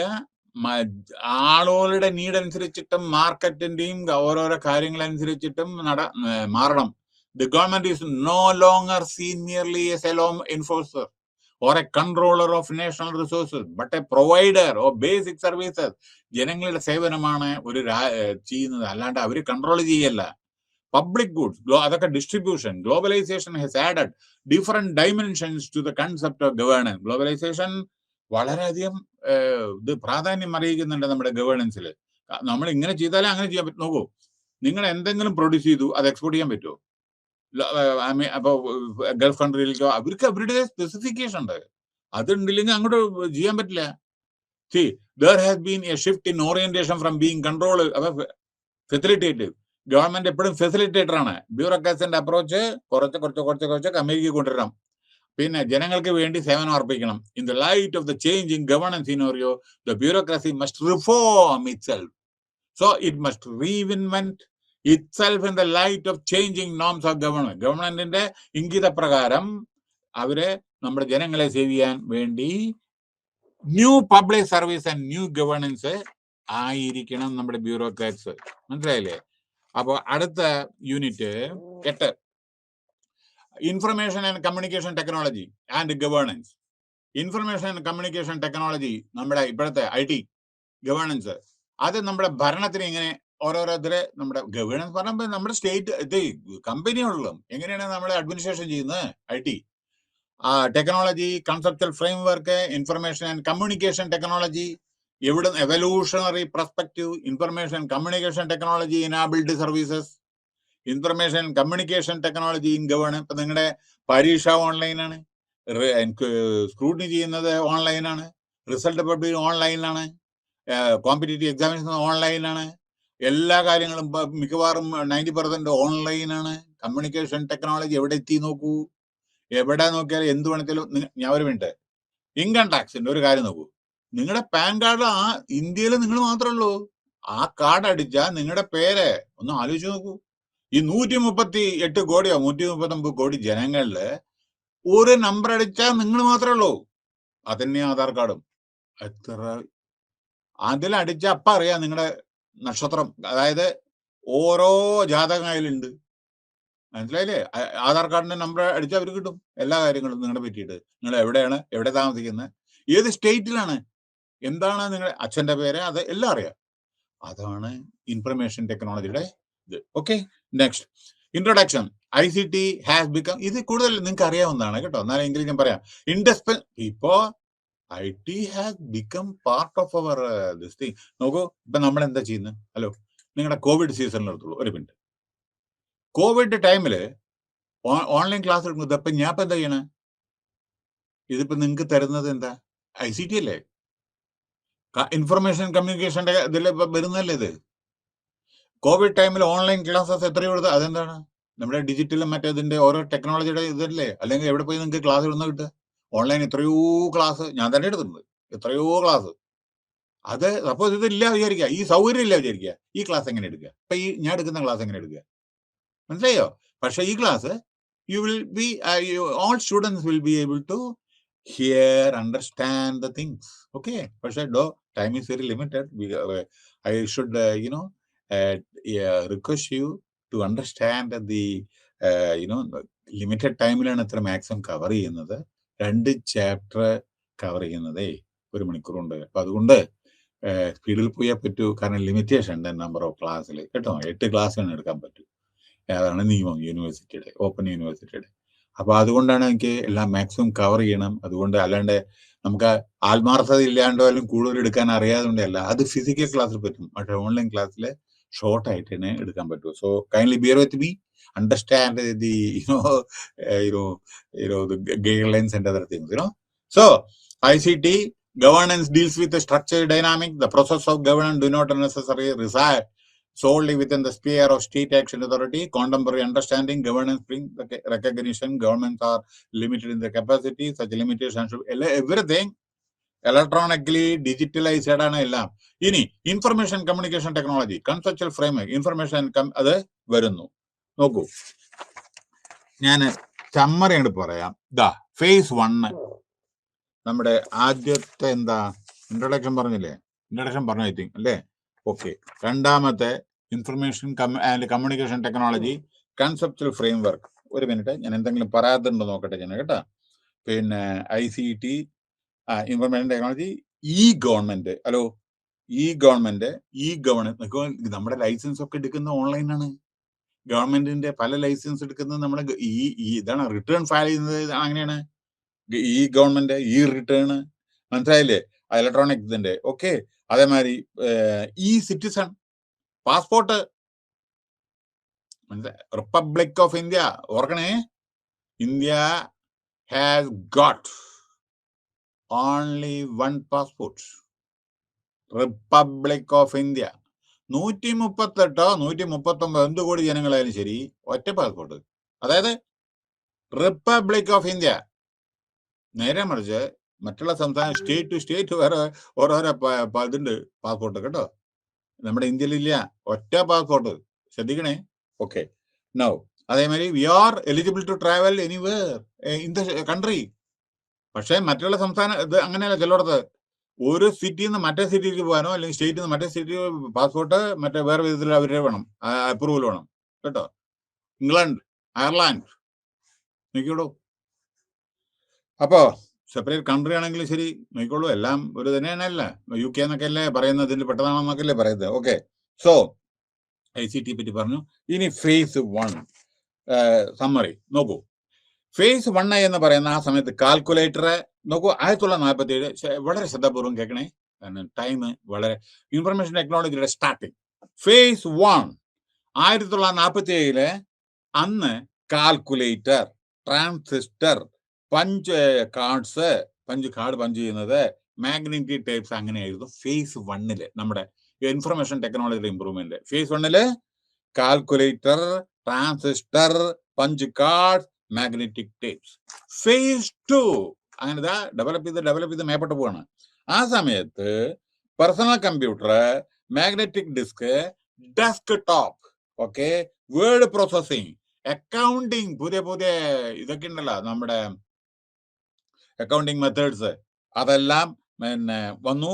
ഗ്രാഫിക്കൽ പ്രസന്റേഷൻസ്, ഇതൊക്കെ 2ാം സ്റ്റേജിലാണ് വന്നത് ഫേസിൽ. 3ാമത്തെ ഫേസിൽ വന്നു micro processors, programmable device, digital data. 4ാമത്തെ ഫേസിൽ വന്നത് internet, social network, broadband connectivity, okay, പിന്നെ വേൾഡ് വൈഡ് കണക്ടിവിറ്റി. അതൊക്കെയാണ് 4ാമത്തെ ഫേസിൽ വന്നത്. ഇതെല്ലാം പുസ്തകത്തിലുണ്ട് കേട്ടോ, വായിച്ചാൽ മതി. 5ാമത്തെ ഫേസില് സാറ്റലൈറ്റ്, അപ്പോഴത്തെ സാറ്റലൈറ്റ് ഫോൺ, എവിടെ നിങ്ങൾ പോയാലും ശരി, അന്റാർട്ടിക്കയിലായാലും ശരി, സാറ്റലൈറ്റ് ഫോൺ. ഓക്കെ. ദെൻ പിന്നെ ബ്രോഡ്ബാൻഡ്, സെൽഫോൺ, ലോകത്തിൽ എവിടെ വേണമെങ്കിൽ നിങ്ങൾക്ക് വിളിക്കാം, റേഞ്ച് ഉണ്ടെന്നുണ്ടെങ്കിൽ. ഓക്കെ. സെൽഫോണ്, ടെലിഫോണ്, HAM, അങ്ങനെ പലതും. അപ്പൊ അതായി. ഇനി ഇൻഫർമേഷൻ ആൻഡ് കമ്മ്യൂണിക്കേഷൻ ടെക്നോളജി, ഇത് ഞാൻ പ്രത്യേകം ഒന്നും കൂടി ഉണ്ട്. Shift from analogue to digital technology. പണ്ട് അനലോഗ് ആയിരുന്നു, നമ്മുടെ വാച്ചൊക്കെ ഇല്ലേ അനലോഗ് പിന്നെ ഡിജിറ്റൽ ടെക്നോളജി. നമ്മുടെ വാച്ച് നോക്കൂ, ക്ലോക്ക് നോക്കൂ, അതേമാതിരി നമ്മുടെ IT നോക്കൂ. പണ്ട് അനലോഗ് ആയിരുന്നു, ഇപ്പൊ ഡിജിറ്റലാണ്. മനസ്സിലായില്ലേ? അപ്പൊ നമ്മുടെ എഞ്ചിനീയർ ഒക്കെ അപ്ഡേറ്റ് ചെയ്യണം, ഡിജിറ്റലിൽ വർക്ക് ചെയ്യാൻ. പണ്ട് അനലോഗ് അല്ലാണ്ട് വർക്ക് ചെയ്തിരുന്നു നമ്മുടെ IT-കാര്. പെട്ടെന്ന് ഡിജിറ്റലായി അങ്ങനെ മാറിക്കൊണ്ട് ടെക്നോളജി ഇങ്ങനെ ഫാസ്റ്റ് ചേഞ്ചിങ് അതേമാതിരി നമ്മുടെ ആളുകളും ട്രെയിൻ ചെയ്തണം, അല്ലെങ്കിൽ അതിനോടൊപ്പം നമുക്ക് എത്താൻ പറ്റില്ല. ലോകം മാറിക്കൊണ്ടേയിരിക്കുന്നു. അതിനോടൊപ്പം നമ്മുടെ ആള് പക്ഷെ we are proud to have highly talented whether a technician, whether IT persons or professionals or നമ്മളെ ലോകത്തിൽ ആരുടെയും പിന്നിലല്ല. IT-ലും അതെ, ലോകത്തിൽ തന്നെ എണ്ണപ്പെട്ട രാജ്യങ്ങളിലും അതാണ് ഇന്ത്യ. പിന്നെ ഇൻഫർമേഷൻ ടെക്നോളജി, പിന്നെ മാനേജ്മെന്റിന് നമ്മുടെ IIT വേൾഡ് ക്ലാസ് ആണ്. IIM പിന്നെ IIT എഗെയിൻ ഇന്റർനാഷണൽ സ്റ്റാൻഡേർഡിലും വളരെയധികം. അപ്പൊ നമ്മുടെ ഇന്ത്യ അതേമാതിരി നമ്മുടെ ഇന്ത്യൻ ഇൻസ്റ്റിറ്റ്യൂട്ട് ഓഫ് സയൻസിൽ എല്ലാം PhD ഇതെല്ലാം വേൾഡ്. ഇപ്പൊ നമ്മുടെ ഇപ്പോഴത്തെ നമുക്ക് ISRO ചെയർമാൻ എല്ലാം ഇന്ത്യൻ ഇൻസ്റ്റിറ്റ്യൂട്ട് ഓഫ് സയൻസ് ബാംഗ്ലൂരാണ് number 1 university in the country. മനസ്സിലായില്ലേ? പണ്ട് എത്രയോ കാലം മുമ്പേ നെഹ്റുവിന്റെ ടൈമിൽ സ്ഥാപിച്ചാണത്. മനസ്സിലായില്ലേ? അത്ര വലിയ വലിയ ആൾ Indian Institute of Medical Science, medical field എല്ലാം അങ്ങനെ, ഇന്ത്യൻ സ്റ്റാറ്റിസ്റ്റിക്കൽ ഇൻസ്റ്റിറ്റ്യൂട്ട് അങ്ങനെ, ISRO Indian Space Research Programme, Bhabha academic research centre world class. ആരെ കമ്മി ഇതില്? അതിന്റെ ഒക്കെ ടോപ്പിലിരിക്കുന്ന ആളുകൾ നോക്കൂ. ഹോമി ബാബ, MGK മേനോൻ, അതേമാതിരി രാജാ രാമണ്ണ, അതേമാതിരി പലതും ധവാൻ, പ്രൊഫസർ ധവാൻ, സാരാഭായ്, അതേമാതിരി നമ്മുടെ ഡോക്ടർ അബ്ദുൽ കലാം, അങ്ങനെ എത്രയോ എത്രയോ എത്രയോ പേര് കേട്ട ആളുകളെ ഇരുന്ന ചെയറാണ് അതൊക്കെ. അപ്പൊ ഇന്ത്യ ഒരിക്കലും ഇപ്പൊ നമുക്ക് നമ്മുടെ ലോകത്തിലൂടെ വെല്ലുവിളിച്ചോണ്ടിരിക്കുക നമ്മുടെ സ്പേസ് പ്രോഗ്രാമിൽ. അപ്പൊ നമ്മൾ കമ്മിയാ? നമ്മുടെ ആളുകൾ അവിടെ പോയിട്ട് നാസയിലൊക്കെ നമ്മുടെ ആളുകളുണ്ട്. ഈ നമ്മുടെ അമേരിക്കയിലെ നാസയില് നമ്മുടെ എത്രയോ എഞ്ചിനീയേഴ്സ് ഉണ്ട്. അപ്പൊ അങ്ങനെ ഇന്ത്യ ഡെവലപ്പ് ചെയ്യണം. പിന്നെ നമ്മളെ creating an ecosystem for a globally competitive IT industry, human resource development, promotion of innovation, development IT sector, enhancing productivity and competitiveness, enabling delivery through e-governance, development of language technology, GIS based, അതായത് graphic information system. അതെ, പിന്നെ അതുണ്ടപ്പോ പിന്നെ security, cyber space അറിയാലോ, social media, അതിനെ പറ്റിയിട്ടും. Okay, no recent initiative നമ്മുടെ digital smart cities നമ്മുടെ പല സ്റ്റേറ്റിലും വന്നിട്ടുണ്ട്. ഇന്റർനെറ്റ് ഓഫ് തിങ്സ്, എല്ലാം ഇന്റർനെറ്റ്, അതാണ് ഇന്റർനെറ്റ് ഓഫ് തിങ്സ്.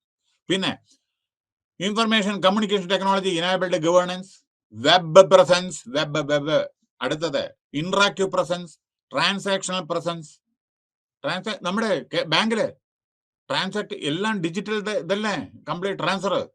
പിന്നെ വെബ്, നമ്മുടെ interactive presence, network, participation, participation. Okay, then governance programme നമ്മുടെ എത്രയോ ഉണ്ട്. കിസാൻ, നീക്കളൂ നമ്മുടെ ഇന്ത്യ പല പ്രോഗ്രാമും നമ്മുടെ സ്റ്റേറ്റ് ഉണ്ടാക്കിയിട്ടുണ്ട്. Kisan call centre, Bhoomi project in Karnataka, Gyandoot project Madhya Pradesh, friends project in Kerala. ഇതൊക്കെ ഡിജിറ്റൽ നമ്മുടെ ടെക്നോളജി ICT ഇംപ്രൂവ് ചെയ്യാൻ വേണ്ടിയിട്ടാണ്. അതായത് Bhoomi project Karnataka, Gyandoot project Madhya Pradesh, friends project Kerala, Lok Mitra project Himachal Pradesh, card project in Andhra Pradesh. ഇതെല്ലാം നമ്മുടെ ഡിജിറ്റൽ ടെക്നോളജി സോഫ്റ്റ്വെയർ ഇതിന്റെ കൂടി. അപ്പൊ despite India taking significant steps toward securing competence in information technology, അതായത് നമ്മുടെ ഇൻഫർമേഷൻ ടെക്നോളജി ഇന്ത്യ വളരെ വലിയ പങ്കാണ് വഹിച്ചത് ലോകത്തില്. ഡിസ്പാരിറ്റി, പക്ഷേ ചിലതിൽ ചില ഡിസ്പാരിറ്റി ഉണ്ട്. ആക്സസ് ടു ടെക്നോളജി, അങ്ങനെയൊക്കെ ചില നമ്മുടെ റൂറൽ ഏരിയയിൽ ഇതിനെപ്പറ്റി ചിലവർക്ക് പരിചയമില്ല. അപ്പോൾ അതിനെ ട്രെയിൻ ചെയ്യണം, ഹ്യൂമൻ ഫൈനാൻഷ്യൽ ഹെൽപ്പ് വേണം, ലിറ്ററസി കൊടുക്കണം, സ്കില്ല് കൊടുക്കണം. ഭാഷ, ഇവിടെ ഒരു ഭാഷ പറ്റിയിട്ട് സമയക്കുറവുണ്ട്, അതുകൊണ്ട് ഞാൻ പറയാണ്. കാരണം നമ്മുടെ ടെക്നോളജി മുഴുവൻ ഇംഗ്ലീഷാണ്. ഇന്ത്യൻ സ്വാതന്ത്ര്യം കിട്ടിയതിന് ശേഷം നമ്മുടെ മെഡിസിൻ, എന്ത് വലിയ വലിയ ടെക്നോളജിക്കൽ ഇത് എല്ലാം കംപ്ലീറ്റ് എഞ്ചിനീയറിംഗ് ഇതെല്ലാം ഇതാണ്. അപ്പൊ ലാംഗ്വേജ് ബാരിയർ ഉണ്ട്. 22 ഒഫീഷ്യൽ ലാംഗ്വേജ് ഉണ്ട്, പക്ഷെ ഇംഗ്ലീഷാണ് പഠിക്കുന്നത്. ബാക്ക് ആൻഡ് കമ്പ്യൂട്ടറൈസേഷൻ അത്യാവശ്യമാണ്. അങ്ങനെ ബ്യൂറോക്രാറ്റിക് കമ്മിറ്റ്മെന്റ് ഒക്കെ വേണം. പിന്നെ ജനങ്ങളെ മാറാൻ വേണ്ടിയിട്ട് സന്നദ്ധത പ്രകടിപ്പിക്കണം. അതായത് ജനങ്ങളെ, പിന്നെ നമ്മുടെ ഡിപ്പാർട്ട്മെന്റ് ഇലക്ട്രോണിക്സ് സ്ഥാപിച്ചിട്ടുണ്ട്. അതെല്ലാം ഇലക്ട്രോണിക്സ് ആൻഡ് ഇൻഫർമേഷൻ ടെക്നോളജി ഇംപ്ലിമെന്റേഷന് വേണ്ടിയിട്ടാണ്. നമ്മുടെ ഗവൺമെന്റ് ഓഫ് ഇന്ത്യ, ന്യൂഡൽഹിയിലാണ് അതിന്റെ ഓഫീസ്. ഇലക്ട്രോണിക് നികേതൻ എന്നാണ് പേര്. ലോധി എസ്റ്റേറ്റിലാണ് ഡൽഹിയില്. അപ്പൊ അതാണ് ഇലക്ട്രോണിക്സിന്റെ വളരെ വലിയ ഇമ്പ്രൂവ്മെന്റ്. നമ്മുടെ ഇൻഫർമേഷൻ ടെക്നോളജിയുടെ ഇമ്പ്രൂവ്മെന്റ്. നാഷണൽ ഇൻഫർമാറ്റിക്സ് സെന്റർ ഡൽഹിയിലാണ്. അത് അവര് ലോട്ട് ഓഫ് കോൺട്രിബ്യൂഷൻ. അണ്ടർഗ്രൗണ്ട് പിന്നെ റെയിൽവേ സിസ്റ്റം, റിസർവേഷൻ, നമ്മുടെ ഇന്ത്യയുടെ റെയിൽവേയിൽ മുഴുവൻ അവരാണ് കംപ്ലീറ്റ്. നമ്മുടെ വോട്ടർ എലക്ഷൻ, ഇതിപ്പോ ഇന്ന് നടക്കുന്ന പ്രസിഡന്റ് ഇലക്ഷൻ, ഇതിന്റെ ഒക്കെ അവരാണ് ചെയ്യുന്നത്. Next the conclusion, the impact of information technology on governance വളരെ പ്രാധാന്യം അറിയിക്കുന്നതാണ്. ന്യൂ വേ ആണ് ഗവൺമെന്റിന്റെ ഇത്. Tools, capacity to greater involvement of citizen, ജനങ്ങളെ ഇതിലെല്ലാം പങ്കെടുക്കുന്നു. അങ്ങനെ നമ്മൾ ഇനീഷ്യേറ്റീവ് എടുത്തിട്ട് നമ്മുടെ bureaucratic acceptability to reduce the digital divide. Okay, അതാണ് വളരെ പ്രയോജനപ്പെട്ട ചില കാര്യങ്ങൾ. Thank you very much. Okay.